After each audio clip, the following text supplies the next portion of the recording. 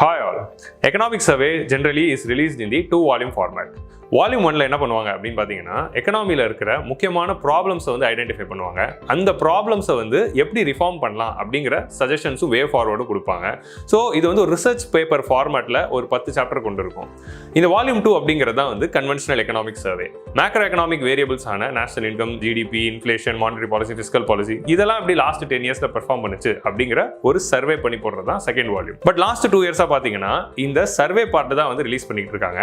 ஆனால் இந்த reforms part release பண்றதே இல்ல, வெறும் ஒரு வால்யூமா தான் ரிலீஸ் ஆயிட்டு இருந்தது. சோ 2 வருஷம் கழிச்சு கவர்மெண்ட் திரும்ப வந்து இந்த இயர் பாத்தீங்கன்னா அந்த ஏர்லியரா இருக்கிற அந்த ரிஃபார்ம்ஸ் பார்ட்டை ரிலீஸ் பண்ணிருக்காங்க. பட் அது எக்கனாமிக் சர்வே கூட ரிலீஸ் பண்ணாம டிசம்பர் மந்த் வந்து தனியா ஒரு டாக்குமெண்டா ரிலீஸ் பண்ணிருக்காங்க.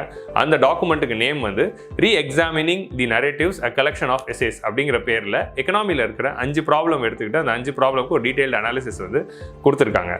சோ இந்த 5 சாப்டர்ஸ் என்னென்ன அப்படின்னு பாத்தீங்கன்னா chapter 1 tax about the problems in the sovereign credit rating agency. Chapter 2 talks about the inequality existing in India. Chapter 3 is about the evolving export baskets of India. Chapter 4 வந்து ஃபியூச்சருக்கு தேவைப்படுற இந்த climate finance, அதாவது இந்த global warming கட்டுப்படுத்துறதுக்கான climate ஃபினான்ஸை எப்படி கொண்டு வரலாம் அப்படிங்கிறதுக்கு இருக்கு. And chapter 5 talks about the outcomes of the G20 summit which held in India. இந்த 5 சாப்டர்ஸையும் நான் வந்து 4 ஹவர்ஸ்ல டிஸ்கஸ் பண்ணியிருக்கேன். அந்த வீடியோவை 2 பார்ட்டா வந்து ரிலீஸ் பண்ண போறாங்க. ஸோ 2 பார்ட்டையும் பாருங்க. First one, understanding a sovereign's willingness to pay back. A review of methodologies of the credit rating agencies அப்படிங்கறத இந்த சாப்டர். இதே பேர்ல 2019-20 எக்கனாமிக் சர்வேல இன்னொரு சாப்டர் இருந்தது. Does India's sovereign credit rating reflects its fundamentals? No.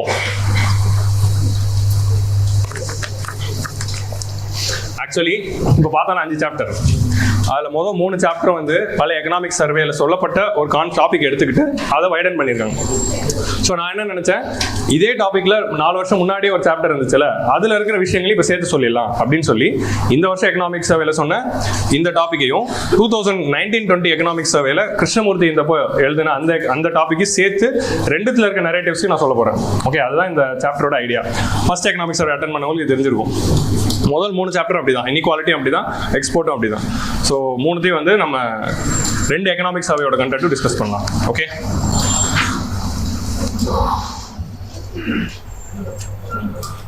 where the mind is without fear and the head is held high into the heaven of freedom, my father let my country awake.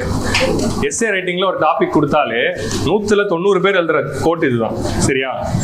யார் S A எடுத்து பார்த்தாலும் இதுதான் இருக்கு, காப்பர்ஸ் எஸ்ஏல. So இது அப்படியே எல்லாரும் எழுதி வைக்கிறாங்க. But it's very good quote. Actually last 2 years முன்னாடி வரைக்கும் அந்த எக்கனாமிக் சர்வேலாம் எல்லா சாப்டருக்கும் ஒரு கோட்டு கொடுப்பாங்க. அந்த கோட்டே வந்து நமக்கு எஸ்ஏ ப்ரிப்பரேஷன் மாதிரி இருக்கும். ஸோ அதுதான் 2019ல வந்த எக்கனாமிக் சர்வே. ஸோ அதில் என்ன சொல்ல வராங்க? So what is now let's go to the topic. What is credit rating agency? Credit rating agencies are those agencies which give some rating to the country with respect to their credit worthiness. ஒருத்தர் கடன் வாங்குறாருன்னா அந்த கடனை திருப்பி கொடுக்குறாரா, இந்த கடனை திருப்பி கொடுக்கறதுக்கு ability அவருக்கு இருக்கா, இல்ல டிஃபால்ட் பண்ணுவாங்களா அப்படிங்கறத அனலைஸ் பண்ணி அவங்களுக்கு ஒரு ரேட்டிங் கொடுப்பாங்க. அது இண்டிவிஜுவல்ஸ் கொடுத்தா சிபில் ஸ்கோர் அப்படின்னு சொல்றோம், கம்பெனிஸ் கொடுத்தா கிரெடிட் ரேட்டிங் அப்படின்னு சொல்றோம், கவர்மெண்ட் கொடுத்தா சாவரின் கிரெடிட் ரேட்டிங் அப்படின்னு சொல்றோம். வெறும் கிரெடிட் ரேட்டிங்னா கம்பெனிஸ் கொடுக்கிறது. சாவரின் கிரெடிட் ரேட்டிங்னா ஒரு கவர்மெண்டே ரேட் பண்றாங்க. ஏன்னா government is also borrower. We are also borrowing internally and externally. Government is one of the major borrower in the economy. So நம்மளும் borrowing பண்ணி தான் செலவு பண்றோம். So ஒரு கவர்மெண்ட் வந்து கவர்மெண்ட் செக்யூரிட்டி ரிலீஸ் பண்றாங்கன்னா அதுக்கு ஒரு ரேட்டிங் தரும். Government as a whole, country as a whole-க்கே வந்து ரேட்டிங் தராங்க. இந்த நாட்டு கடன் வாங்குச்சுன்னா எப்படி அப்படின்னு. ஸோ அந்த மாதிரி கண்ட்ரிஸை ரேட் பண்ற ஏஜென்சிஸ் தான் sovereign credit rating agencies. So அதுல 3 முக்கியமான ஏஜென்சிஸ் இருக்கு. யார் யாரு? Standard and poor, S&P standard and poor, Fitch, அப்புறம் மூடி அப்படின்னு 3 கம்பெனிஸ் இருக்கு. இந்த 3 தான் வந்து globally recognized sovereign credit rating agencies which are giving ratings to the country itself. So இந்த 3 credit rating agencies-க்கும் ஒரு countryக்கு credit rating தருவாங்க. AAA, BBB, CCC, AA+, BB-, CC+ அப்படின்னு. ஸோ அந்த credit rating வந்து எதை வச்சு கொடுக்குறாங்க அப்படின்னு பார்த்தா 2 முக்கியமான ஃபேக்டர்ஸ் வச்சு தராங்க. ஒன்று வந்து ability to pay. ability to pay. ரெண்டாவது என்ன? willingness to pay. 2019-20 economic survey attend பண்ணவங்க யார் இருக்கீங்க? இல்ல, ஸ்டூடெண்ட்ஸ் 2 பேர் இருக்காங்க. ஸோ எனக்கு தெரியும் அவங்க யாருன்னு. ஓகே, அவங்க கை தூக்க மாட்டாங்கன்னு எனக்கு தெரியும். எனக்கு தெரிஞ்சு 2 பேர், அதுக்கு மேல எத்தனை பேர்னு தெரியல. But still, so ability to pay, willingness to pay அப்படின்னு 2 இருக்கு. சரியா? எபிலிட்டி டு பேனா அவங்களால வாங்கின கடனை அடைக்க முடியுமா அப்படின்னு ஃபினான்ஷியல் கேப்பபிலிட்டி இருக்கா அப்படிங்கிறது பார்க்கறதா ability to pay. Willingness to பேனா அவங்க கட்டுற மைண்ட் செட்டில் தான் இருக்காங்களா அப்படிங்கிறது பார்க்குறாங்க. அந்த கண்ட்ரியோட மைண்ட் செட்டாக இருக்குது. ஸோ இந்த 2 ஃபேக்டர்ஸை வச்சு தான் ரேட்டிங்ஸே கொடுக்குறாங்க. இப்போ எபிலிட்டி டு பே மெஷர் பண்ணுறதுக்கு you are having a set of parameters, willingness to பேக்கு you are having a set of parameters. இப்படி பேராமீட்டர்ஸை செட் பண்ணும்போது அந்த பேராமீட்டர்ஸ்னா நம்ம ஒரு இண்டெக்ஸ்னா எப்படி பார்க்குறோம், இந்த மாதிரி பேராமீட்டர்ஸ் இருக்கும், அந்த பேராமீட்டர்ஸ்க்கு வெயிட்டேஜ் இருக்கும், அந்த வெயிட்டேஜ்க்கு ஏற்ற மாதிரி தான் ரேங்கிங் வரும் அப்படின்னு பார்க்குறோம். எபிலிட்டி டு பே கொடுத்துருக்க பேராமீட்டர்ஸ் எல்லாம் குவான்டிடேட்டிவ் பேராமீட்டர்ஸ், அதாவது national income, inflation, monetary policy, liquidity, external sector, foreign exchange reserves, exports, imports, இந்த மாதிரி குவான்டிடேட்டிவ் மேக்ரோ எக்கனாமிக் வேரியபிள்ஸ் வச்சு பண்றாங்க. ஸோ குவான்டிடேட்டிவ் எக்கனாமிக் வேரியபிள்ஸ் வச்சு பண்றதுனால obviously it is not flat. ஏன்னா நமக்கு தெரியுது இன்ஃப்ளேஷன் அதிகமாக இருந்தால் கம்மியாகும், ஃபிஸ்கல் டெபிசிட் அதிகமாக இருந்தால் கம்மி ரேட்டிங் வரும், கரண்ட் அக்கௌண்ட் டெபிசிட் அதிகமாக இருந்தால் கம்மி ரேட்டிங் வரும், ஜிடிபி growth லோவா இருந்தால் கம்மி ரேட்டிங் வரும் தெரிஞ்சிடும். ஸோ இது எல்லாமே குவான்டிடேட்டிவ் டூல்ஸ் வச்சு பண்றாங்க. ஆனால் வில்லிங்னஸ் டு பே அப்படிங்கிறதுக்குள்ள குவாலிட்டேட்டிவ் பேராமீட்டர்ஸ் வச்சிருக்காங்க. குவாலிட்டேட்டிவ் பேராமீட்டர்ஸ்னா என்ன அப்படின்னா ஹவு தட் அந்த நாட்டோட குவாலிட்டி, அதாவது லா அண்ட் ஆர்டர் எப்படி இருக்கு, பப்ளிக் பர்செப்ஷன் எப்படி இருக்கு, பிசினஸ் பர்செப்ஷன் எப்படி இருக்கு, அந்த நாட்டை பத்தி மற்ற கம்பெனிஸ்லாம் என்ன நினைக்கிறாங்க, உள்நாட்டு கம்பெனி என்ன நினைக்கிறாங்க, வெளிநாட்டு கம்பெனி என்ன நினைக்கிறாங்க அப்படின்னு பர்செப்ஷன் பேஸ்டு சர்வேஸ் வச்சு தான் பண்றாங்க. பர்செப்ஷன் பேஸ்ட் சர்வேனா ஒரு இண்டிவிஜுவலை கூப்பிட்டு அவர்கிட்ட நீங்க என்ன நினைக்கிறீங்க, இவங்களை பத்தி என்ன நினைக்கிறீங்கன்னா, ஸோ அந்த மாதிரி பர்செப்ஷன் வச்சு கொடுக்குறாங்க. எப்போப்பெல்லாம் வந்து குவான்டிஃபைடா இல்லாமல் பர்செப்ஷன் பேஸ்டாக வருதோ ஆட்டோமேட்டிக்காக அதுக்குள்ள ஒரு பயாஸ் வந்துடுது. ஸோ அதனால வில்லிங்னஸ் டு பேவை மெஷர் பண்ணும்போது நிறைய குவாலிட்டேட்டிவ் பேராமீட்டர்ஸை வந்து வச்சு மெஷர் பண்ணுறாங்க. அது ரொம்ப சப்ஜெக்டிவாக இருக்கு, அதனால அதுக்குள்ள நிறைய பயாஸ் இருக்கு. ஸோ நீங்கள் எந்த செட் ஆஃப் பீப்புள் கூட்ட போய் கேட்குறீங்களோ அதுக்கேற்ற மாதிரி மாறுது. அதே மாதிரி இந்த வில்லிங்னஸ் டு பேவை மெஷர் பண்ணும்போது அவங்க யூஸ் பண்ணுற வெயிட்டேஜஸ் இருக்குல்ல, அந்த வெயிட்டேஜஸை டிரான்ஸ்பரண்டாக ரிலீஸ் பண்ண மாட்டாங்க. எந்த பேராமீட்டருக்கு எவ்வளோ வெயிட்டேஜ் அப்படிங்கிறத வெளிப்படையாக சொல்லாததுனால எங்களுக்கு எப்போ அப்படி தெரியும். இப்போ இந்தியாவோட ரேங்கிங் குறைஞ்சிச்சுன்னா, இப்போ ஈஸ் ஆஃப் டூயிங் பிஸ்னஸ் இருக்கு, அதில் 10 பேராமீட்டர் இருக்கு, எதில் அதிகமாக இருக்கும் எதில் கம்மியாக இருக்குன்னு சொல்றாங்க. கம்மியாக இருக்கிறதுல நம்ம ஒர்க் பண்ணி இம்ப்ரூவ் பண்ணுறோம். இதில் என்னென்ன பேராமீட்டர்ஸ்னே சரியாக சொல்ல மாட்டாங்க. அப்படி பேராமீட்டர் சொன்னாலும் அதுக்கு என்ன வெயிட்டேஜ்னு சொல்ல மாட்டாங்க. அப்படி வெயிட்டேஜ் கொடுத்தாலும் ஸ்டாரை போட்டு சப்ஜெக்ட் சேஞ்சுன்னு சொல்றாங்க. ஸோ அப்படி சொல்றதுனால ஒரு லோ ரேட்டிங் வாங்குற ஒரு கண்ட்ரிக்கு எந்த பேராமீட்டர்ஸ்ல நம்ம லோ ரேங்கிங் வாங்குறோம், அதை எங்க இம்ப்ரூவ் பண்ணணும் அப்படிங்கிறது தெரியாம போகுது. ஸோ இதுதான் வந்து இந்த டாக்குமெண்ட்ல அவங்க வைக்கிற முக்கியமான அலிகேஷன்ஸ். ஸோ புரியுதா? ஸோ இதுதான் வந்து இந்த மாதிரி வந்து ஒரு டிரான்ஸ்பரன்சி இல்லாத ஒரு பேராமீட்டர்ஸ் வச்சு கிரெடிட் ரேட்டிங் கொடுக்கறதுனால கண்ட்ரீஸ்க்கு வந்து என்னன்னே தெரிய மாட்டேங்குது. வேர் டு இம்ப்ரூவ்ங்கிறது தெரியல. இது ஒரு பிரச்சனை. இதை தாண்டி இன்னொரு முக்கியமான பிரச்சனை என்ன அப்படின்னா கிரெடிட் ரேட்டிங்கோட முக்கியத்துவம் என்ன, why credit ratings are given. So credit ரேட்டிங்ஸை வச்சு தான் how much interest they are going to pay அப்படிங்கிறது முடிவு பண்ணுறாங்க. இன்ட்ரெஸ்ட் ப்ரீமியம், ஒரு கடனை வாங்குறீங்கன்னா 5% வைக்கணுமா, 10% வைக்கணுமா, 15 வைக்கணுமா, 20 வைக்கணுமா அப்படிங்கிறது எதை வச்சு முடிவாகுது, கிரெடிட் ரேட்டிங் வச்சு தான் முடிவாகுது. லோ கிரெடிட் ரேட்டிங் வச்சுட்டா அதிக இன்ட்ரெஸ்ட் சார்ஜ் பண்றாங்க. அப்போ ஹை கிரெடிட் ரேட்டிங் வச்சுட்டா கம்மி இன்ட்ரெஸ்ட் கிடைக்குது. ஸோ நம்ம வந்து நல்லா பெர்ஃபார்ம் பண்ணாலும் நம்ம கம்மி ரேட்டிங் வச்சுட்டாங்கன்னா நம்ம அதிக இன்ட்ரெஸ்ட் கட்ட வேண்டியதா இருக்கு. அதனால மக்களோட வரி பணங்கள்லாம் இவங்க கிரெடிட் ரேட்டிங்ல இருக்கிற ஒரு ஃபிளானால அதிக இன்ட்ரெஸ்ட் ரேட்னால நம்ம அதிகமாக கட்ட வேண்டியதா இருக்கு. இவங்க வந்து கிரெடிட் ரேட்டிங்ல ஒரு ஃபிளா இருக்கிறதுனால நம்ம கம்மி ரேட்டிங் இருக்கு, அந்த கம்மி ரேட்டிங்னால நமக்கு அதிக இன்ட்ரெஸ்ட் சார்ஜ் பண்றாங்க. அதனால மக்களோட வரி பணம் தேவையில்லாம இன்ட்ரெஸ்ட் பேமெண்ட்ஸ்ல போகுது. Yesterday we saw one of the largest expenditure component is interest payments. So அதுக்கு காரணம் இவங்களும் ஒரு முக்கியமான காரணம் அப்படின்றாங்க. 4 வருஷம் முன்னாடியே சொல்றாங்க, திரும்ப அதே இந்த வருஷத்தோட எக்கனாமிக்ஸ் ரீஎட்ரேட் பண்ணோம். It's major problem. ஸோ நமக்கும் அந்த ஏஜென்சிஸ்க்கும். ஸோ இதுல வந்து இன்னொரு ஆங்கிள் என்ன சொல்றாங்கன்னா, ஏன் இது ஏதாவது ஒரு சூழ்ச்சி இருக்கா அப்படிங்கிற மாதிரி ஆங்கிள்லயும் வந்து தேர்தல். ஸோ அதை நம்ம விட்டுறலாம். பட் என்ன இருக்கு அப்படின்னா, இப்போ சிம்பிளா பாருங்க, இந்தியா வந்து ஒரு பாண்ட் ரிலீஸ் பண்ணுது, இல்லை இந்தியாவில் ஒரு பாரோவர் இருக்காருன்னா அவர் கடன் கொடுக்க போறவர் ஒரு ஃபாரின்ல இருக்கிற ஒரு financial institution, foreign investors. So அந்த இன்வெஸ்டர்ஸ்க்கு வந்து இந்தியாவுக்கு இப்போ கடன் தராங்க, இன்ட்ரெஸ்ட் இன்கம் அதிகமாக இருக்கணும்ல. இந்தியாவுக்கு வந்து எபிலிட்டி டு பேவும் நல்லா இருக்கு, வில்லிங்னஸ் டு பேவும் நல்லா இருக்கு. ஸோ டிஃபால்ட்டே பண்ண போறது இல்லை. ஒரு ஃபாரின் லோனை வாங்கி நம்ம டிஃபால்ட் பண்ணக்கூடிய ஒரு நிலைமையிலே நம்ம எக்கானமி இல்லை. ஸோ அந்த மாதிரி ஒரு ஸ்ட்ராங் எக்கானமி இருக்கும். ஸோ அப்போ இந்தியாவுக்கு பாண்டு வித்தா கண்டிப்பாக பேமெண்ட் வரும். இந்தியாவுக்கு ரேட்டிங் லோவாக இருந்துச்சுன்னா அதிக இன்ட்ரெஸ்ட் வரும். ஸோ இந்த மாதிரி வெஸ்டர்ட் இன்ட்ரெஸ்ட்னால தான் நீங்கள் எங்களுக்கு கம்மி இன்ட்ரெஸ்ட் ரேட்டிங் வைக்கிறீங்களா அப்படிங்கிற ஒரு கேள்வியும் எழுப்பப்படுகிறது. அப்படின்னு ஸோ நடந்தது என்ன, நீயா நானால அந்த மாதிரி வந்து இந்த சாப்டர்ல சொல்றாங்க. அதே மாதிரி இதுதான் வந்து இந்த வருஷம் எக்கனாமிக் சர்வேயோட அனாலிசிஸ். 4 வருஷம் முன்னாடி வந்த எக்கனாமிக் சர்வேல என்ன பண்ணியிருப்பாங்கன்னா, இது does India sovereign credit rating reflect its fundamentals. So credit ரேட்டிங்னு ஒன்று நமக்கு தராங்கல்ல, அது நம்ம இந்தியாவோட பெர்ஃபார்மன்ஸ் மேட்ச் ஆகுதுன்னா மேட்சே ஆகல. It is not at all matching the fundamentals அப்படின்னு சொல்றாங்க. நம்மளோட டேட்டா எல்லாமே சூப்பரா இருக்கு, பட் இட்ஸ் நாட் மேட்சிங் அப்படிங்கிறத அனலைஸ் பண்ணியிருப்பாங்க. அதான் வந்து 19 எக்கனாமிக் சர்வே, 1920 எக்கனாமிக் சர்வேயோட அனாலிசிஸ். ஸோ 2 இதுவுமே வந்து நம்ம எடுத்து பண்ண போறோம். அவ்வளோதான். இதான் இந்த சாப்டரோட கிரக்ஸ். இப்போ நம்ம உள்ளுக்குள்ள போகலாம். Sovereign credit rating is primarily given by the big three company, Fitch, Moody and Standard & Poor. PYQ ஞாபகம் வருதா? Brickworks credit rating is one of the only credit rating in India. அந்த மாதிரி ஒரு third statement வந்துச்சா? ஞாபகம் இருக்கா? So அப்போ credit rating கம்பெனியை வந்து தேர்ட் ஸ்டேட்மெண்ட்டில் கொடுத்துட்டு இது இந்தியாவில் இருக்கிற கிரெடிட் ரேட்டிங் கம்பெனி அப்படின்னு கொடுக்குறாங்க. ஸோ இந்த மாதிரி கொஸ்டின் எப்படி ப்ரிப்பேர் பண்ணுறது? சரி, அது வந்து ஹைன்சைட்டில் பார்க்குறப்போ அந்த வருஷம் செபி வந்து பிரிக்வொர்க்ஸ் கிரெடிட் ரேட்டிங் ஏஜென்சி மேலே ஆக்ஷன் எடுத்திருக்காங்க. ஸோ அப்படின்னு விஷனில் அந்த சைடில் வந்துச்சு. ஸோ அது அப்படி வந்து அதனால் அந்த பிரிக்வொர்க்ஸ் வந்து it is there in news அப்படிங்கிறது தெரிய வருது. ஸோ அப்போது செபியோ ஆர்பிஐயோ இப்போ எஸ் பேங்க் மேலே ஆக்ஷன் எடுக்கிறாங்க, இல்லை இந்த மாதிரி இண்டஸ்இண்ட் பேங்க் மேலே ஆக்ஷன் எடுக்கிறாங்க, இல்லை பிரிக்வொர்க்ஸ் மேலே ஆக்ஷன் எடுக்கிறாங்க அப்படின்னா அவங்கள வச்சு ஒரு ஸ்டேட்மெண்ட் வருது அப்படிங்கிறத நம்ம அண்டர்ஸ்டாண்ட் பண்ணிக்கணும். ஸோ அதை இப்போ ஞாபகம் வச்சுக்கணும். ஸோ அப்போ இந்த 3 கிரெடிட் ரேட்டிங் ஏஜென்சிஸும் இருக்குங்கிற நேம்ஸும் தெரிஞ்சுக்க வேண்டியது இருக்குது அப்படிங்கிறத I'm just telling. இது 3மே குளோபல் தான், 3மே வெஸ்டர்ன் கண்ட்ரீஸில் குளோபலில் யூஎஸ்லேயும் யூரோப்பியன் யூனியன்லையும் இருக்கக்கூடிய companies. They are important country looking for the so credit ratings are primarily given by the 3 credit rating agencies are important metric for a country which is looking to raise financial resources through domestic and international markets. Approximately 120 countries are rated by big 3. So நிறைய credit rating இருந்தாலும் இவங்கள தான் big 3 ன்னு சொல்லுவாங்க. Credit rating agency plays a role because ratings taken to be as a credible metric for credit risk. So அதே மாதிரி it determines the level of risk premiums. அதாவது interest payments எவ்வளோ பண்ணணும் அப்படிங்கிறதே முடிவாகுது, ரீபேமெண்ட் பீரியட் எவ்வளோங்கிறதே முடிவாகுது. ஸோ அதே மாதிரி அந்த கண்ட்ரியோட economic performance. So இப்போ கிரெடிட் ரேட்டிங் ஏஜென்சினா வெறும் பாரோயிங் பாயிண்ட் ஆஃப் வியூ மட்டும் பார்க்காதீங்க. இந்த ரேட்டிங்ஸ் வச்சு இன்வெஸ்ட்மெண்ட்ஸும் ஃபாரின் டைரக்ட் இன்வெஸ்ட்மெண்ட் எவ்வளோ வருது, ஃபாரின் போர்ட்ஃபோலியோ இன்வெஸ்ட்மெண்ட்ஸும் மாறுபடலாம் அப்படிங்கிறது இன்னொரு perspective. Therefore, one would expect the credit rating process to be based on comprehensively developed criteria supported by hard data. ஒரு comprehensive criteria, transparent criteria, data கூட match ஆகிற மாதிரி இருந்தால் தான் கரெக்டாக இருக்கும் அப்படிங்கிறது சொல்கிறாங்க. The review of the credit rating methodologies reveals that considerable reliance on the qualitative variables in capturing willingness to pay. Willingness to pay காம்போனன்ட்ல குவாலிட்டேட்டிவ் வேரியபிள்ஸ் இருக்கிறதா பிரச்சனை. இன்ஸ்டிடியூஷனல் குவாலிட்டி அப்படிங்கிற இந்த பேராமீட்டர் மெஷர் பண்ணும்போது வேர்ல்ட் பேங்கோட world white governance indicators WGA அப்படின்னு ஒன்று இருக்கு. World white governance indicators WGA அப்படின்னு வேர்ல்ட் பேங்க் ஒன்று ரிலீஸ் பண்றாங்க. அது என்னன்னா மோர் தென் 130 பேராமீட்டர்ஸ் மெஷர் பண்ணி நிறைய ரிப்போர்ட் இருக்குல்ல, வேர்ல்டுல கண்ட்ரிஸ் எல்லாம் ரேங்க் பண்ணி ரிலீஸ் ஆகிற நிறைய ரிப்போர்ட் என்ன வேணா இருக்கலாம். Competitiveness report, risk report, ease of doing business report, logistic performance report, maritime performance report, இந்த மாதிரி ஏகப்பட்ட ரிப்போர்ட் இருக்குல்ல, டெமோக்ரஸிக் பெர்ஃபார்மன்ஸ் ரிப்போர்ட், இந்த மாதிரி வேர்ல்டு வைட் இருக்கிற எல்லா ரிப்போர்ட்டையும் எடுத்து கம்பைல் பண்ணிடுறாங்க. அந்த கம்பைல் பண்ணும்போது எல்லாத்துலயும் இந்தியாவுக்கு ஒரு ரேங்கிங் இருக்கும்ல, அந்த ரேங்கிங்கோட ஒரு வெயிட்டட் ஆவரேஜ் எடுத்து ஓவராலா இந்த கண்ட்ரி எப்படி அப்படின்னு ஒரு ரேங்கிங் தராங்க.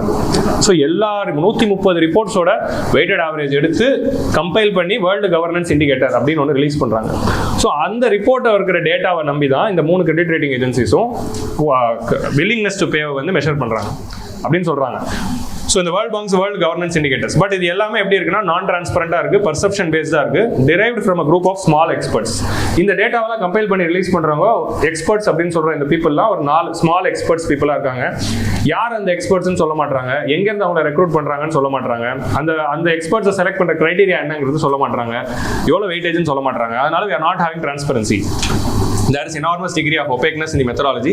That's why it is making us challenging அப்படின்னு சொல்றாங்க. ஸோ அதனால இந்த மெத்தட்ஸை சேஞ்ச் பண்ணுங்க அப்படின்னு சொல்றது தான் first analysis. So credit rating ஏஜென்சிஸ்க்குள்ள எங்களுக்கு பிடிக்கல அப்படின்னு சொல்றாங்க. So is a valid concern which is affecting the India's economy. ஸோ இது கண்டிப்பா வந்து it should be addressed in the global levels. நம்ம ஆல்ரெடி பார்த்தோம்ல, நிறைய ரீசெண்டாக வந்து நிறைய இண்டிகேட்டர்ஸ்லாம் ரிலீஸ் பண்றப்போ இந்தியா ரேங்கிங் கம்மியா இருக்கும்போது கவர்மெண்ட் வந்து அந்த மெத்தடே தப்பு அப்படின்னு எல்லாம் கான்ட்ராக்ட் பண்ணுவாங்க. அது நிறைய வாட்டி வரும்போது என்னன்னா, அப்படி கவுண்ட்ராக்ட் பண்றது சரியா தப்பானா சரிதான், நம்ம ரேட்டிங் சரியில்லை, நமக்கு தப்பா பண்றாங்க அப்படின்னு நமக்கு ஒரு கன்சர்ன் தான் நம்ம சொல்லலாம், உங்க மெத்தடாலஜி தப்பு அப்படின்னு. பட் அது தப்புன்னு சொல்லும்போது ப்ரூஃபோட சொல்லணும். இங்க பாரு, இதனால தப்பு, இதனால தப்பு, இதனால தப்பு, இதனால தப்புன்னு சொன்னா அது தப்புங்கிறது வேலிடா ஒத்துக்கலாம். ஸோ இந்த கிரெடிட் ரேட்டிங் ஏஜென்சிஸ்லாம் தப்பு அப்படின்னு சொல்லும்போது அந்த மாதிரி டேட்டா தராங்க. இந்த எக்கனாமிக் சர்வே, இந்த எக்கனாமிக் சர்வேயோட எய்மே அதுதான். அவ்வளோ டேட்டாவும் காட்டிட்டு இங்க பாருங்க இந்தியாவோட பர்ஃபார்மன்ஸ் இப்படி இருக்கு, ஆனா நீங்க கொடுத்த ரேட்டிங் எப்படி இருக்கு அப்படின்னு வித் ப்ரூஃபோட காட்டுறாங்க. So it's a valid criticism which can be taken. So what is the importance of the credit rating agencies? So COVID-19 வந்த பிறகு ஜியோபொலிட்டிக்கல் கிரைசிஸ் அதிகமாயிடுச்சு, அதனால நிறைய கவர்மெண்ட்க்கு செலவு அதிகமாயிடுச்சு. So more countries are depending on the borrowings. இப்போ external borrowings மேல நிறைய டிபெண்டா இருக்காங்க. ஸோ அதனால எக்ஸ்டர்னல் பாரோயிங் நிறைய பேர் பண்ண போறாங்க, அதனால கிரெடிட் ரேட்டிங் இப்போ தேவைப்படுது. ஸோ அதனால கிரெடிட் ரேட்டிங் ஏஜென்சிஸ் முக்கியம். அதே மாதிரி வந்து credit rating agencies provide the borrowers interest rate, பாரோவர்ஸோட கிரெடிட் வர்த்தினஸ் இன்ட்ரெஸ்ட் ரேட் அதான் முடிவு பண்ண போறாங்க. ஸோ கரெக்டான ரேட்டிங் இருந்தால் தான் கரெக்டான இன்ட்ரெஸ்ட் ரேட்டை ஃபிக்ஸ் பண்ணுவாங்க, கரெக்டான இன்வெஸ்ட்மெண்ட் வரும். ரேட்டிங் கம்மியாக இருந்துச்சுன்னா லோனே கிடைக்காம போயிடும்.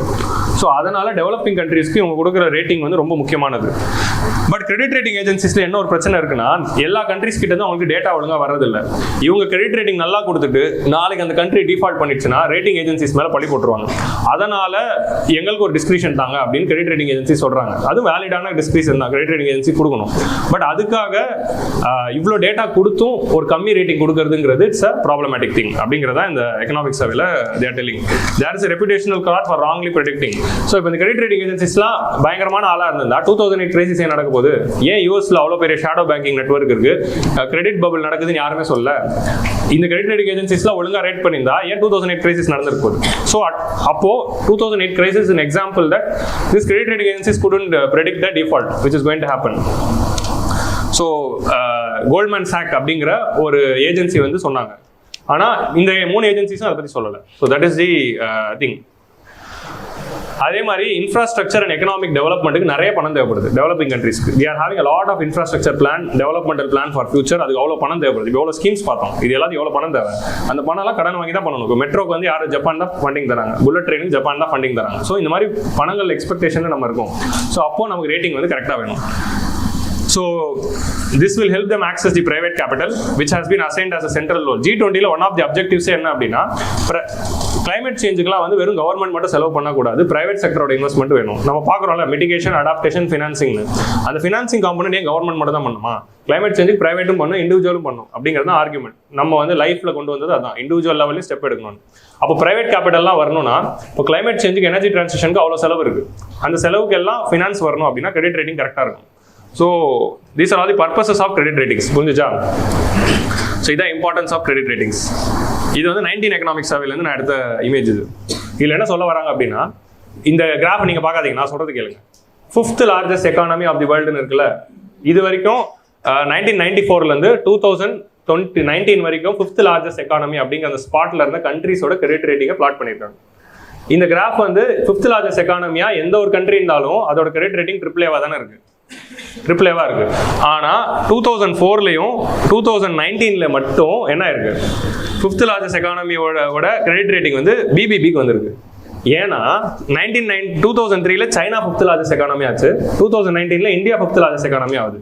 ஸோ சைனாவும் இந்தியாவும் மட்டும் 5th largest எக்கானமி ஆகும்போது நம்மளோட கிரெடிட் ரேட்டிங் ஃபால் ஆயிருக்கு. மிச்ச டைம்ல டெவலப்டு கண்ட்ரீஸ்லாம் 5th largest எக்கானமியா இருக்கும்போது கிரெடிட் ரேட்டிங் ஹையா இருந்திருக்கு. அப்போ டைரக்டாவே அவங்க டெவலப்பிங் கண்ட்ரீஸ் மேல ஒரு பயாஸ் இருக்கு. So when China became 5th largest economy, the ratings fell. அப்புறமா UK வந்த பிறகு மேலே போயிடுச்சு. இப்போ திரும்ப வந்து இப்போ இந்தியா 5th largest எக்கானமியா வரும்போது ரேட்டிங் ஃபால் ஆயிருக்கு. ஸோ இந்த வந்து ஆட்டோமேட்டிக்கலி டெவலப்பிங் கண்ட்ரீஸ் மேல இருக்க பயாஸ் அப்படின்னு காட்டுறதுக்கு தான் இந்த கிராஃப் வந்து 19 எக்கனாமிக் சர்வேல போட்டிருப்பாங்க. So on the graph மட்டும் I've just taken. Never in history the 5th largest economy has been rated BBB minus. China கூட BBB minusக்கு போல, அவங்க வந்து A2ல தான் இருக்காங்க. ஆனா நம்ம BBB minusக்கு போயிட்டோம். 5th largest economy BBB minusல போட்டதுக்கு வரலாறே இல்லை. Since 1994 only China and India வரும்போது மட்டும் தான் நடந்திருக்கு அப்படின்னு சொல்றாங்க. Sovereign credit rating broadly. So இந்த கிரெடிட் ரேட்டிங் வந்து பொதுவாக வந்து இன்வெஸ்ட்மெண்ட் கிரேட், ஸ்பெகுலேட்டிவ் கிரேட் அப்படின்னு பிரிக்கலாம். So these are all the credit rating ஆக்சுவலா. சரியா?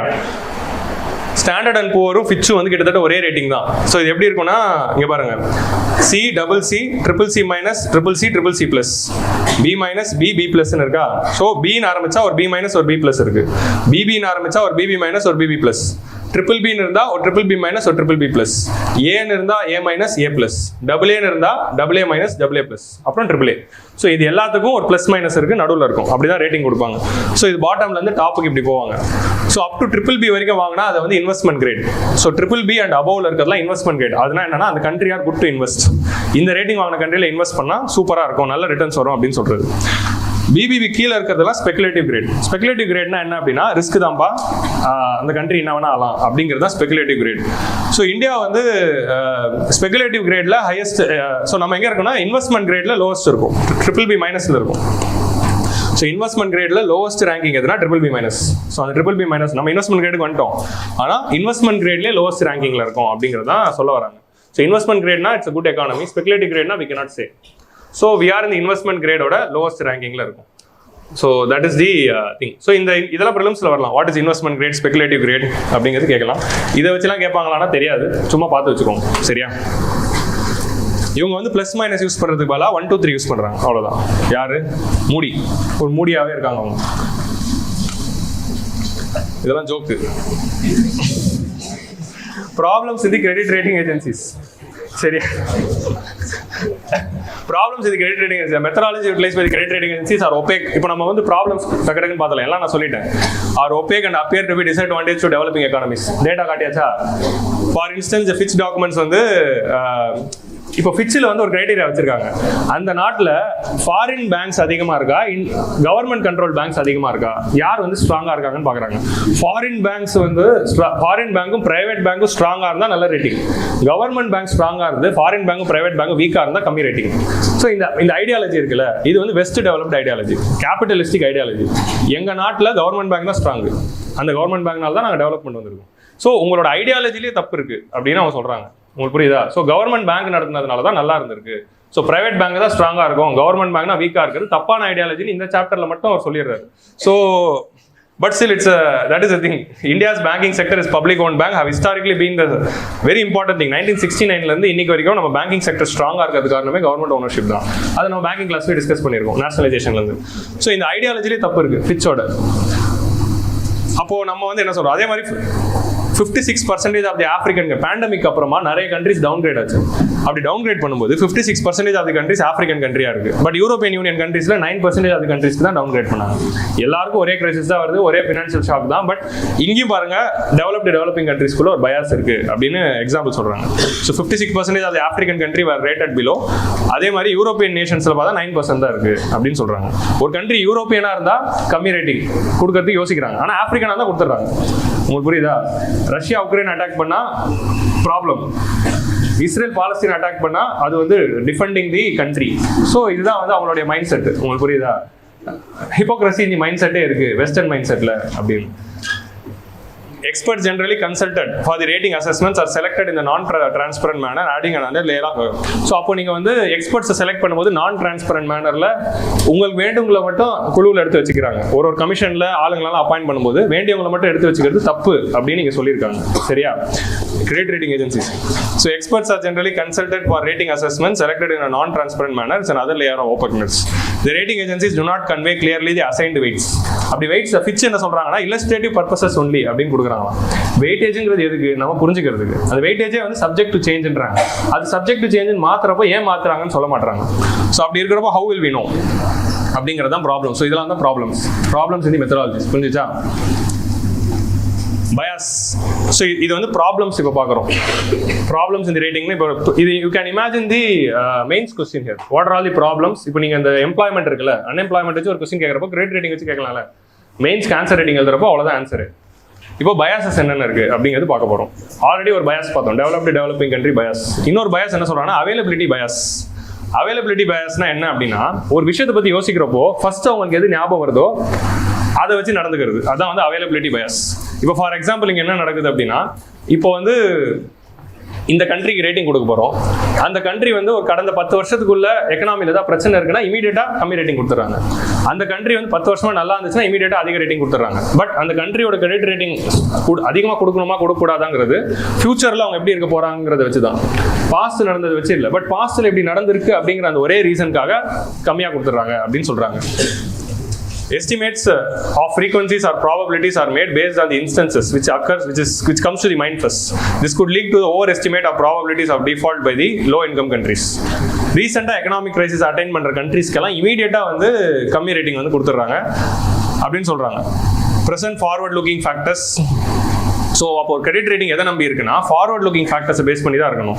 அவங்களோட எக்கனாமிக் கண்டிஷன்ஸ் எப்படி இருக்கு, பாலிசி சேஞ்சஸ் எப்படி இருக்கு, ஸ்ட்ரக்சரல் ரிஃபார்ம்ஸ் எப்படி இருக்கு, கவர்மெண்ட் எப்படி இருக்கு அப்படின்னு பார்க்காம கடந்த 10 வருஷத்துல ஏதாவது பிரச்சனை இருக்கா அப்படின்னு பார்த்துட்டு இமீடியட்டா அவங்க மைண்ட்ல ஆமாப்பா ப்ராப்ளம் அப்படின்னா கொடுத்துறது. அவங்க மைண்ட்ல இருக்கிற அந்த ப்ரெஜுடிஸ் வச்சு ரேட்டிங் கொடுக்குறாங்க அப்படின்னு சொல்றாங்க. அடுத்த பயாஸ் வந்து ரெப்ரசன்டேட்டிவ்னஸ் பயாஸ். ரெப்ரசன்டேட்டிவ்னஸ் பயாஸ் அப்படின்னா என்ன அப்படின்னா, it's another mental shortcut that utilizes the likelihood of an event. Because ஒரு கண்ட்ரி வந்து ஒரு பர்டிகுலர் குரூப் ஆஃப் கண்ட்ரியில இருக்கிறதுனாலே அவங்க தப்பு பண்ணுவாங்க அப்படின்னு. அதான் ரெப்ரசன்டேட்டிவ்னஸ் பயாஸ். ஒருத்தர் ஒரு குரூப்ல இருக்கிறதுனால அந்த குரூப்னா அப்படிதான் அப்படின்னு சொல்றோம்ல, since is representative of that group அவர் அப்படிதான் பண்ணுவார் அப்படின்னு சொல்றது. அதான் வந்து ரெப்ரசன்டேட்டிவ்னஸ் பயாஸ். ஆப்பிரிக்கன் கண்ட்ரியா அவ்வளவுதான், இவன் டிஃபால்ட் பண்ணுவான். யூரோப்பியன் கண்ட்ரியா நோ, கிரீஸ் எல்லாம் வந்து சூப்பர் எக்கானமி, அவங்களாம் எதுவுமே பண்ண மாட்டாங்க. ஆப்பிரிக்கா உகாண்டாவா அவன் தப்பு பண்ணுவான். Greece economy is very fragile. PIGS economy அப்படின்னு சொல்லுவாங்க. போர்ச்சுகல், இட்டாலி, கிரீஸ், அப்புறம் ஸ்பெயின், இது நாலுமே வந்து பிக்ஸ் எக்கானமி அப்படின்னு சொல்லுவாங்க. பிக்ஸ்னா அது ஆக்ரோனிம். இது நாலுமே வந்து ரொம்ப ஃப்ரெஜைலா இருக்கிற யூரோப்பியன் கண்ட்ரிஸ். எக்கனாமிக் பயஸ். ஆனா இந்த 4 கண்ட்ரிக்கு ரேட்டிங்ஸ்ல குறைக்க மாட்டாங்க. ஆனா அதே ஒரு ஆப்பிரிக்கன் கண்ட்ரினா குறைச்சிடுறது. ஸோ இதான் வந்து ரெப்ரஸன்டேட்டிவ்னஸ் பயஸ் அவங்கள்ட்ட இருக்கு அப்படின்றாங்க. ஸோ அடுத்தது வந்து ப்ராக்சிமிட்டி பயஸ். ப்ராக்சிமிட்டி பயஸ் இல்லைன்னா ஹோம் கண்ட்ரி பயஸ் அப்படின்னா என்ன அப்படின்னா, இந்த கண்ட்ரிலாம் ஒரு நாடுல இருக்குல்ல, அந்த நாட்டில் இருக்கிற கல்ச்சர், அந்த நாட்டுக்கு ரிலேட்டடா இருக்க கண்ட்ரிக்குலாம் நல்ல ரேட்டிங் வருது. அந்த இப்போ வந்து அமெரிக்கால இருந்து தூரமா ஒரு கண்ட்ரி இருக்கு, இல்லை கல்ச்சுரலி தூரமா ஒரு கண்ட்ரி இருக்குன்னா அந்த கண்ட்ரி கம்மி ரேட்டிங் தராங்க. ஸோ கல்ச்சுரலி டிஃப்ரெண்ட் கண்ட்ரி, இந்த ரேட்டிங் ஏஜென்சி எந்த நாட்டில் இருக்கோ அந்த நாட்டோட கல்ச்சரை ஃபாலோ பண்ற கண்ட்ரிஸ்க்குலாம் நல்ல ரேட்டிங் இருக்கு. அந்த கல்ச்சருக்கு டோட்டலா ஆப்போசிட் கல்ச்சர்ல இருக்கிற ஆப்பிரிக்காவோ, சைனாவோ, இந்தியாவோ, சவுத் ஈஸ்ட் ஏஷியாவோ இருந்துச்சுன்னா அவங்களுக்கு கம்மி ரேட்டிங் கொடுக்குறாங்க. ஸோ யூரோப்பியனோ வெஸ்டர்ன் கண்ட்ரிஸோ வந்தால் நல்ல ரேட்டிங் தராங்க. லாட்டின் அமெரிக்கன் கண்ட்ரிஸ்னா கம்மி ரேட்டிங் கொடுக்குறாங்க. ஸோ இந்த மாதிரி வந்து proximity bias or home country bias இருக்கு. ஸோ அதனால வந்து இவங்களோட ரேட்டிங்னால நமக்கு வந்து ஒரு ப்ரீமியம் வருதுல்ல, அது வந்து ரிஸ்க் ப்ரீமியம் அப்படின்னு சொல்லுவாங்க. ரிஸ்க் ப்ரீமியம்னா இந்த கண்ட்ரி டிஃபால்ட் பண்ணா ரிஸ்க். ஸோ அது ரிஸ்க் ப்ரீமியம்னு சொல்ல தேவையில்ல, பர்செப்ஷன் ப்ரீமியம்னு தான் சொல்லணும். ஏன்னா இவங்க எடுக்கிற முடிவு எல்லாமே பர்செப்ஷனை பேஸ் பண்ணி தான் இருக்கு, எதுவுமே டேட்டா பேஸ் பண்ணி இல்லை. So it's a perception premium of the developed countries அப்படின்னு ஒரு அப்ரிசியேஷன் வைக்கிறாங்க. ஸோ இதான் வந்து bias. Availability bias, representativeness bias, proximity bias. So இந்த 3 பயாஸ் ஞாபகம் வச்சுக்கோங்க மெயின்ஸ் ஆன்சர் ரேட்டிங்ல சும்மா போட்டு எழுதுறதுக்கு. ஸோ ப்ராபபிலிட்டி ஆஃப் டிஃபால்ட் வந்து willingness to pay, ability of pay, அதை வச்சு தான் முடிவாகுது. நம்மளோட இந்தியாவோட எபிலிட்டி ஆஃப் பே மெஷர் பண்றதுக்கு இதுதான். இதெல்லாம் நீ பார்க்க தேவையில்ல, ஜஸ்ட் பாருங்க. ஃபிஸ்கல் காம்பனன்ட், ஃபிஸ்கல் டெபிசிட் எவ்வளோ, டெட் எவ்வளோ, டெட் டு ஜிடிபி ரேஷியோ எவ்வளோ. எக்ஸ்டர்னல் காம்பனன்ட்னா current account balance, external debt to GDP ratio, அதே மாதிரி external debt to foreign exchange ratio, current account deficit, அதெல்லாம் இருக்கு. மானிட்டரி காம்பனன்ட்ஸ்ல மணி சப்ளை, பிராட் மணி எவ்வளோ, M3 எவ்வளோன்னு பார்க்குறாங்க, growth ரேட் எவ்வளோன்னு பார்க்குறாங்க, இன்ஃப்ளேஷன் எவ்வளோன்னு பார்க்குறாங்க, கிரெடிட் எவ்வளோன்னு பார்க்குறாங்க, அமௌண்ட் ஆஃப் லோன்ஸ், நேஷனல் இன்கம்ல nominal GDP growth rate, real GDP per capita growth rate, real GDP growth rate அப்படினு GDP. So fiscal policy, external sector, monetary policy, national income, இத நாலு வச்சு தான பண்றாங்க. நாலுலயும் நம்ம நல்லா தான இருக்கோம். அப்புறம் BBB minus அப்படினு சொல்றாங்க. So ability to pay ல clearly we are performing good. சரியா? ஆனா willingness to pay மெஷர் பண்றது எப்படி பண்றாங்கன்னா, இவங்க இந்த வேர்ல்ட் பேங்கோட கவர்னன்ஸ் இண்டிகேட்டர்ஸ் வச்சு பண்றாங்க. willingness to pay எதை வச்சு பண்ணணும்? இந்தியா அப்படிங்கிற கண்ட்ரி வந்து 1947ல இருந்து எதுவும் டிஃபால்ட் பண்ணது இல்ல. we haven't done even a sovereign credit default. இது வரைக்கும் டிஃபால்ட் பண்ணதே இல்ல. எகனாமி ஸ்ட்ராங்கா இருக்கு, இது வரைக்கும் டிஃபால்ட் பண்ண போறது இல்லைன்னா அவங்களுக்கே willingness to payல கம்மி ரேங்கிங் கொடுக்கணும் அப்படிங்கிறது தான் இதுல இருக்க ஆர்குமெண்ட். இந்த வேர்ல்டு வைட் கவர்னன்ஸ் ஆஃப் இண்டிகேட்டர்ஸை நம்ப முடியல, ஏன்னா அதில் நிறைய குவாலிட்டேட்டிவ் பேராமீட்டர்ஸ் இருக்கு அப்படின்னு சொல்றாங்க. ஸோ இதெல்லாம் பார்க்க தேவையில்ல, ஜஸ்ட் சும்மா பாருங்க. So fiscal, external, GDP and monetary, அப்புறமா இந்த willingness to pay மெஷர் பண்றதுக்கு கவர்னன்ஸ். ஸோ இந்த 4 ஃபேக்டர் இது வந்து என்ன பண்றாங்க, கோஎஃபிஷியன்ட். இந்த 4 ஃபேக்டரோட இம்பாக்ட் வந்து பாத்தீங்கன்னா கம்மியா இருக்கு, 1, 0, 2, 3ன்னு இருக்கு. ஆனா கவர்னன்ஸோட வெயிட்டேஜ் வந்து 15ல இருக்கு. ஸோ ஜிடிபியில் 1% சேஞ்ச் ஆச்சுன்னா 1.7 தான் இங்க வந்து மாறுது. மானிட்டரி பாலிசியில் இன்ஃப்ளேஷன் வந்து 1% அதிகமாச்சுன்னா இங்கே 1% தான் ரிஃப்ளெக்ஷன் வருது. எக்ஸ்டர்னல் செக்டரில் 1% சேஞ்ச் ஆச்சுன்னா இங்கே 2% தான் சேஞ்ச் ஆகுது. ஃபிஸ்கல் பாலிசியில் ஃபிஸ்கல் டெபிசிட்ல 1% சேஞ்ச் வந்துச்சுன்னா இங்கே 3% சேஞ்ச் ஆகுது. ஆனால் வேர்ல்ட் பேங்கோட அந்த WGA இண்டிகேட்டர்ஸில் 1% மாறுச்சுன்னா 15% மாறுது. ஸோ குவான்டிஃபைடு விஷயங்களுக்கு கம்மி வெயிட்டேஜும், அன்குவான்டிஃபைபிள் பெர்செப்ஷன் பேஸ் விஷயங்களுக்கு அதிக வெயிட்டேஜும் கொடுக்குறாங்க அப்படிங்கிறது தான் அக்விசிஷன். இதுக்கு நிறைய கிராஃப் அனாலிசிஸ்லாம் பண்ணியிருப்பாங்க, அதெல்லாம் தேவையில்லை நமக்கு, அதனால அதெல்லாம் விட்டேன். ஜஸ்ட் இந்த டேட்டா மட்டும் போடுறேன். ஸோ எல்லாத்துலேயும் வந்து அந்த கோஎஃபிஷியன்ட் வந்து கவர்னன்ஸ்க்கு மட்டும் ஹையாக இருக்கு. ஸோ அதான் வந்து we have to see. So good governance or economic development go together தான். ஸோ குட் கவர்னன்ஸை நீங்கள் மெஷர் பண்ணிட்டு, குட் கவர்னன்ஸ் நல்லா இருந்தால் நல்ல ரேட்டிங் கொடுக்கணும், கவர்னன்ஸ் சரியில்லை கம்மி ரேட்டிங் கொடுக்கணும். பட் அதுக்கே அவ்வளோ வெயிட்டேஜ் தரணும். எக்கனாமிக் கிரெடிட் ரேட்டிங் மெஷர் பண்ணுறது எக்கனாமிக் பேராமீட்டர்ஸ் தானே பார்க்கணும். அதான் சொல்கிறாங்க. குட் கவர்னன்ஸ் இருந்தால் எக்கனாமிக் டெவலப்மெண்ட் வருங்கிறது தெரியும். பட் நீங்கள் டெவலப்டு கண்ட்ரிஸோட ஹிஸ்ட்ரியில் எடுத்து பார்த்தீங்கன்னா அவங்க நாட்டில் எக்கனாமிக் டெவலப்மெண்ட் வந்த பிறகு தான் குட் கவர்னன்ஸே வந்திருக்கு. குட் கவர்னன்ஸ் இருந்தால் தான் டெவலப்மெண்ட் வரும்னு சொல்லலாம். ஆனால் ஃபர்ஸ்ட் அந்த நாடு நல்லா வளர்ந்த பிறகு தான் குட் கவர்னன்ஸே கொடுக்க முடியுது. ஒரு கண்ட்ரி 1947ல் ஒரு தேர்ட் வேர்ல்டு கண்ட்ரி, புவர் கண்ட்ரியாக இருக்கிறப்போ நம்ம எப்படி குட் கவர்னன்ஸை கொடுத்துருக்க முடியும்? பணமே இல்லை. ஸோ அப்போ economic development comes first, good governance comes next அப்படிங்கிற அந்த ஆர்குமெண்ட்ல இருக்கிறப்போ நீங்கள் குட் கவர்னன்ஸ் வச்சு ஏன் மெஷர் பண்ணுறீங்க அப்படின்னு ஒரு argument they are telling. So அதுதான் வந்து they would have discussed here.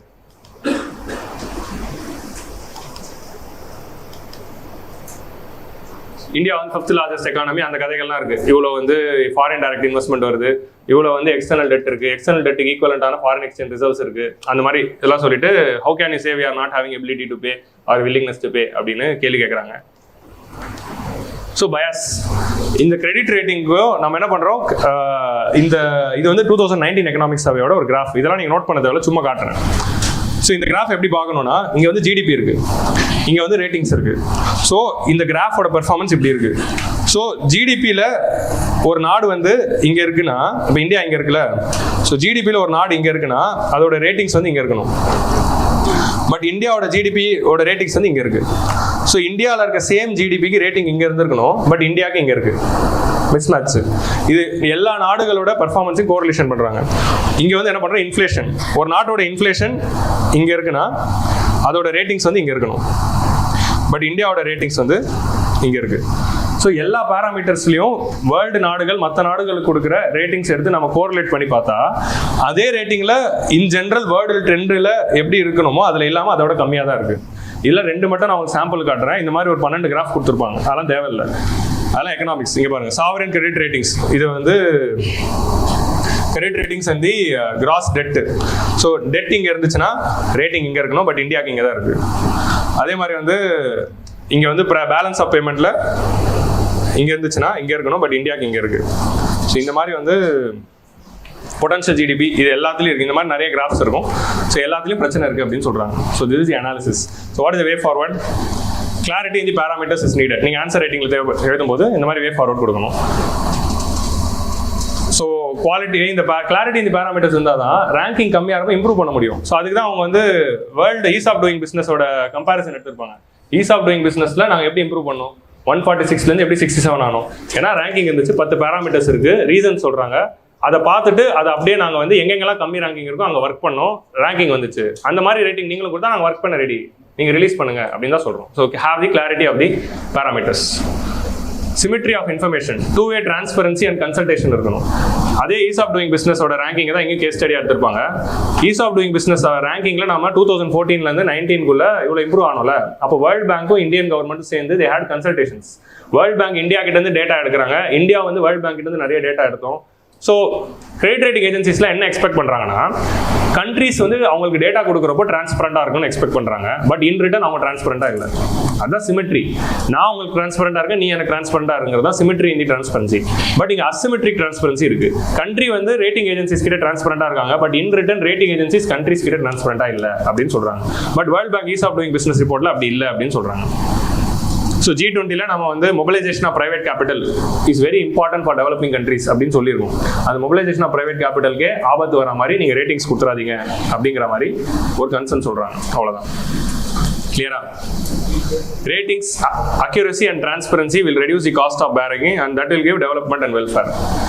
So நீங்கள் வந்து அக்யூரசி அண்ட் டிரான்ஸ்பரன்சி அதிகப்படுத்தினீங்கன்னா அதுதான் காஸ்ட் ஆஃப் பாரோயிங்கை குறைக்க போகுது, அதுதான் வெல்ஃபேரை கொடுக்க போகுது. So B transparent, have a transparent methodology அப்படின்னு நம்ம வந்து ஆர்கியூ பண்ணுறோம். This is the first chapter. கிளியரா? நம்ம 5 எடிட்டோரியல்ஸ் ஆஃப் தி வீக் மாதிரி தான். இன்னைக்கு ஒரு 5 எடிட்டோரியல் இருக்குது அப்படின்னு நினச்சிக்கோங்க. முதல் எடிட்டோரியல் முடிஞ்சிடுச்சு. கிளியரா? ஸோ என்னென்ன ப்ராப்ளம்னு பார்த்துட்டீங்களா? எல்லாருக்கும் ப்ராப்ளம் தெரிஞ்சிச்சுல. Not transparence, ability to pay, willingness to pay எல்லா இடத்துலையும் நம்ம இருக்குது. எபிலிட்டி டு பேலேயே நம்ம நல்லா பெர்ஃபார்ம் பண்ணுறோம். வில்லிங்னஸ் டு பே ஒப்பேக்காக இருக்குது. So it is affecting all this thing. 3 bias இருக்குது, அதெல்லாம் ஞாபகம் வச்சுக்கோங்க. That's the answer writing. So அப்புறம் என்ன பண்ணுறாங்கன்னா, சும்மா இது வேர்ல்டு பேங்கோடைய கவர்னன்ஸ் இண்டிகேட்டர்ஸ் இருக்குல்ல, world wide governance indicator 300 indicators from 30 sources of various international organisations, NGOs, private firms, household surveys, இது எல்லாத்தோட எடுக்கிறாங்க. அதில் என்னென்ன மெஷர் பண்ணுறாங்க, இந்த வேர்ல்டு கவர்னன்ஸ் இண்டிகேட்டர்ஸில் என்னென்ன மெஷர் பண்ணுறாங்க அப்படிங்கிறது 6 பேராமீட்டர்ஸ் நான் கொடுத்துருக்கேன். எதில் நமக்கு ப்ராப்ளம் இருக்குன்னு சொன்னோமோ அது voice and accountability, political stability and absence of violence and terrorism, effectiveness in the governance, regulatory quality, ரெகுலேட்டரினா SEBI, RBI, insurance regulatory authority, இவங்கெல்லாம் எப்படி இருக்காங்க, ரூல் ஆஃப் லா எப்படி இருக்கு, கண்ட்ரோல் ஆஃப் கரப்ஷன் எப்படி இருக்கு. ஸோ இது எல்லாத்தையும் மெஷர் பண்ணுற பேராமீட்டர்ஸ் தான் அது. So we are not having one particular report. 300 indicators from 30 sources ல இருந்து எடுத்து இவங்களா ஒன்னு பண்றாங்க. அதோட 6 parameters மட்டும் நான் கொடுத்திருக்கேன், நீங்க சும்மா பார்த்து வச்சுக்கோங்க. World Governance of Indicators is released by அவ்வளவுதான் prelims வரும். இல்ல which of the following parameters are seen used by the World Bank to release the World Governance Indicators அப்படின்னு சொல்லி இந்த 6 parameters கேட்கலாம் prelims point of view. So அது மட்டும் prelims point of view பார்த்துக்கோங்க. இல்ல வேற prelims point of view நீங்க என்ன பார்க்கணும்னா சும்மா Standard & Poor எந்த ஊர்ல இருக்கு, S&P எங்க இருக்கு, Finch என்ன இருக்குன்னு சும்மா விக்கிபீடியால ஒரு முதல் 2 paragraph சும்மா பார்த்து வச்சுக்கோங்க, அவ்வளவுதான் ரேண்டமா.